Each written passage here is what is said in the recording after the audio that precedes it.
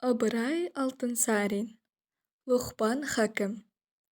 Лұқпан хакімге бір сопысымақ адам бір жиылыста былай айтыпты: сіздің ауруға ем етуіңіз күнә, Құдайдың жіберген қаза бәлесіне себеп табамын деген Құдайға қарсылық болып табылады деп білемін, дейді. Лұқпан айтты: олай болса, сол айтқан сөзіңіз жазылған кітапты келтіріңіз. Сенімді кітап болса, біз тоба етіп дәрігерлікті қояйық деп. Сопы бұл сөзді еш кітаптан көргені жоқ, кітап алып келе қоямын деп қозғалмады.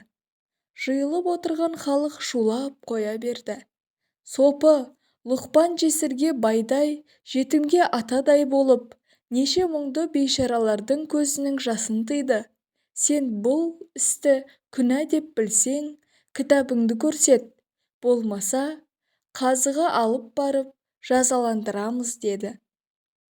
Істің бұлайынша зорайып бара жатқанын көріп, Лұқпан халықтан өтініш етіп сопыны тысқа шығарып, оны оңаша қалдырып, айтты: алда разы болсын, молдам, білген шамаңызша бізге күнәдан тыю үшін ақыл айтқаныңызға. Бірақ бізден де сізге бір ақыл айтылсын. Қашанда бір істі істегіңіз келсе, ол іске әуелі ақылыңызды, одан соң көзіңізді жұмсаңыз.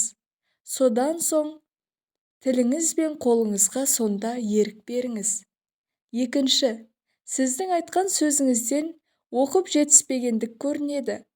Құдай тағала адамға әртүрлі дене берді, қол берді жұмыс қылмақ үшін, көз берді көрмек үшін, аяқ берді жүрмек үшін, құлақ берді естуге, ақыл берді ойланып жаман жақсыны аңғаруға. Сол берген денелерді тиісті орнына жұмсамасаң, Құдайдың бұйрығына қарсылық болып табылса керек.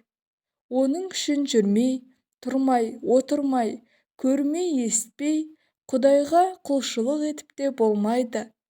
Сол реуішті жансыз нәрселердің де керексіз жаратылыстарға жоқ. Бір шөпті у етіп жаратты, екінші шөпті оған басытқы етіп жаратты. Бұларды да танып, біліп, бұйрықты орнына жұмсамасаң, күнә боласың. Тиісті пайдалы орнына жұмсаудан обал болмаса керек, деп ақыл айтыпты. Осылайша Лұқпан өзінің данагөйлігін тағы бір рет көрсетіпті.